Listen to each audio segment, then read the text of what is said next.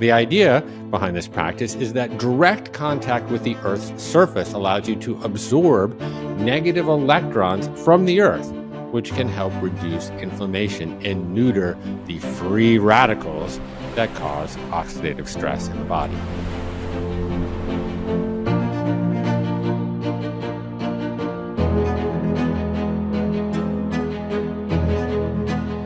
Welcome to today's session on grounding. My name is Jeff Krasno. The word grounding carries multifarious meanings, from dishing out punishment to obstreperous children to finding psychological equilibrium, as one does when looking to ground oneself. Grounding is also a term relevant to electromagnetism.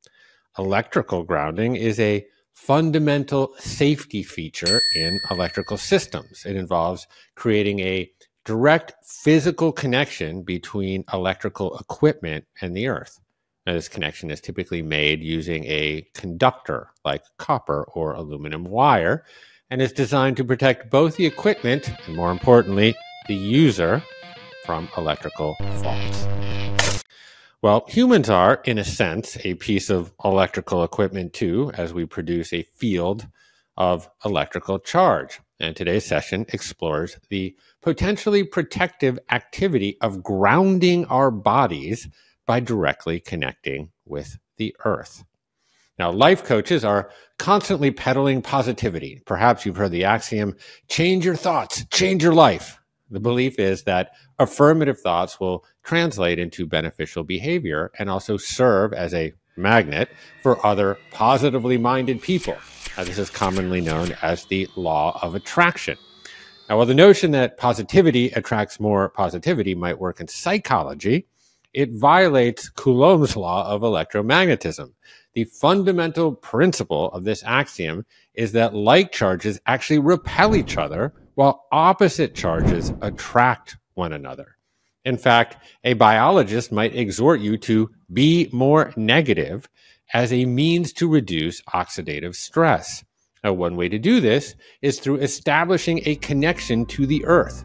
This practice is known as grounding or earthing. The idea behind this practice is that direct contact with the Earth's surface allows you to absorb negative electrons from the Earth, which can help reduce inflammation and neuter the free radicals that cause oxidative stress in the body. Now, indeed, the Earth's surface maintains a slightly negative charge. Now, let me briefly explain this odd phenomenon. I will begin in the high reaches of our atmosphere. Now, the ionosphere is a layer of Earth's upper atmosphere, roughly between 50 to 600 miles above the Earth, which is ionized by solar radiation. High-energy photons from the sun knock electrons off the atoms and molecules present at those altitudes, like nitrogen and oxygen, creating a layer of free electrons and positive ions. In addition to solar radiation, cosmic rays, these high-energy particles from space, also contribute to ionizing these atmospheric gases, leading to the formation of more charged particles. Now, while both positive ions and free electrons are created, the overall structure of the ionosphere tends to be net positive. Now, in psychology, positivity is associated with lightness and negativity with heaviness. In physics, it's quite the opposite. The ionosphere is positive because electrons, which are much lighter, move freely, sometimes being lost to space or diffusing to lower altitudes, while the weightier positive ions remain. Lightning and precipitation help transfer negative charge down to the Earth's surface. During a thunderstorm, for example, a large amount of negative charge is carried from the clouds to the ground through lightning bolts. This is a continual process happening all over the Earth and contributes significantly to the negative charge of the Earth's surface. Parenthetically, lightning also fixes nitrogen in the soil, where it is eventually used by plants to produce amino acids. Incredible, right? The Earth and its atmosphere are part of a global electric circuit. The ionosphere, with its positive charge, acts almost like a capacitor plate, while the Earth's surface with its negative charge acts as the other plate. The atmosphere is then the insulator between them, and currents flow in this circuit driven by atmospheric processes like thunderstorms and weather systems, maintaining that charge separation. Now, in the ionosphere, free electrons recombine with positive ions over time, but the continual input of energy from the sun keeps ionizing those gases. At night, when the part of the ionosphere in shadow experiences less solar radiation, recombination reduces the ionization levels. However, even at night, cosmic rays and other sources of energy ensure that the ionosphere remains ionized, albeit at lower levels than during the day. Both the ionosphere's positive charge and the Earth's negative charge are part of a dynamic system influenced by daily solar cycles, seasonal changes, and varying weather patterns. This system ensures that, on average, the Earth maintains its slightly negative charge and the ionosphere maintains its positive charge. The Earth's surface, particularly soil and water bodies, is conductive, and this conductivity allows for the free movement of charges and the maintenance of the Earth's negative charge. So when you ground or earth yourself by walking barefoot, for example, you are connecting to this negatively charged surface. Now, the theory is that through this direct contact, our bodies can absorb negative ions. And these negative ions are believed to neutralize free radicals, which are positively charged and can cause oxidative stress in the body. A free radical is one of the more entertaining terms in biology. It conjures images of long-locked, tie-dyed hippies advocating for social change while gnawing on a grilled cheese. Indeed, a free radical is a molecule who yearns to shake up the system. But just like Moonbeam's birth name was more likely Judith Goldstein, free radicals are in some cases known by their more formal designation as reactive oxygen species, or ROS. A free radical is a molecule capable of independent existence that contains an unpaired electron in its atomic orbital. This results in instability and hyperreactivity. They can either donate an electron to or accept an electron from other molecules, therefore behaving as oxidants or reductants.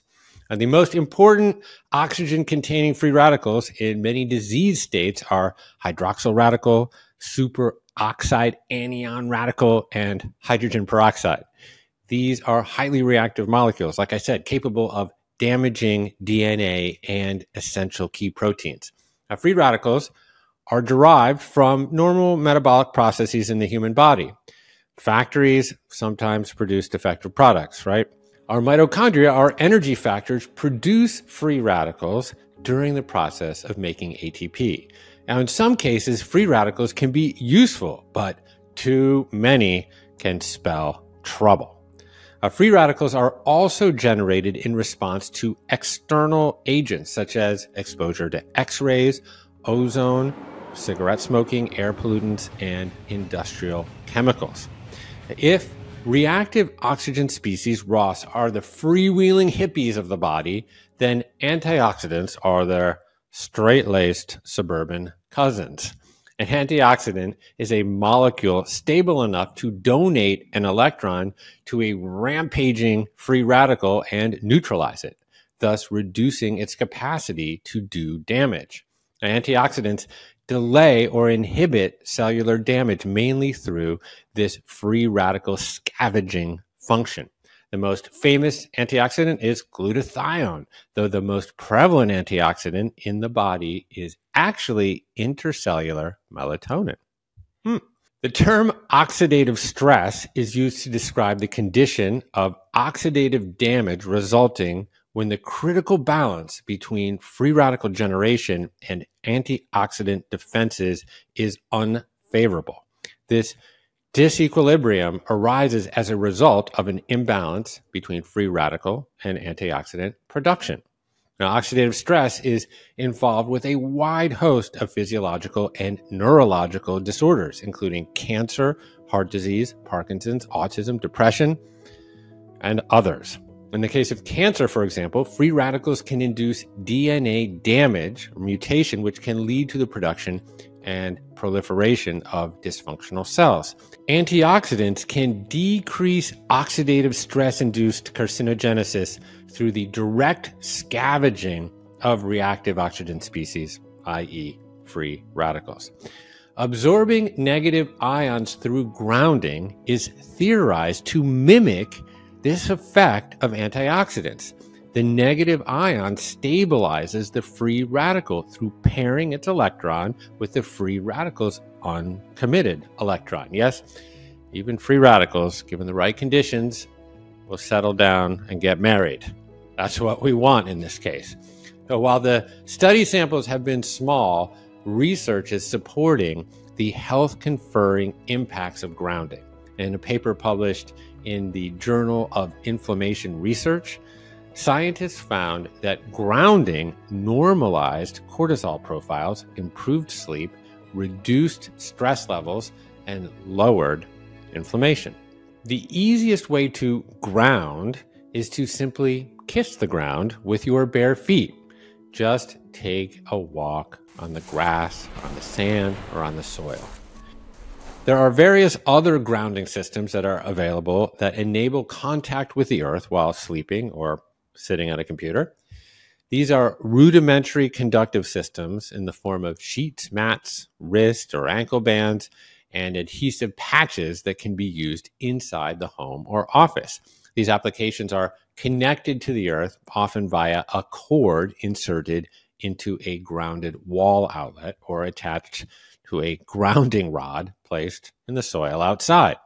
There is also footwear made by Vivo Barefoot that contains a conductive rubber sole, which allows for ion absorption while still offering protection for the foot. Even if the antioxidant benefits of grounding may be minimal, there's every reason to bury your bare feet in the warm sand or walk on the dewy grass. This simple practice is a method to rediscover the earth. Now, we often equate the earth with the planet that we live on, and we use the term interchangeably with culture. Now, the earth has often come to mean the people that live on it. And we surf Google Earth as a means to discover the targets of our wanderlust.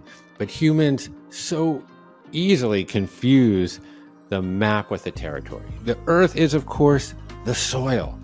We pave over it and then bind the biomechanics of our feet in plastic and leather, only to then explore a digital landscape. It's no wonder we forget the true nature of the earth. On a flat road, you might walk at 3 miles per hour, but the sand slows you down and reminds you that you cannot separate the behavior and function of your own organism from the behavior and function of your environment. You are an organment or an environism. And touching the raw earth is a reconnection with that which has sustained you. You feel into nature and its rhythm of life. It's a reminder that every molecule of your being came from the earth, and someday to the earth it will return. You are part of something bigger than yourself. You are a link in the spontaneously emerging, wondrous mystery of life.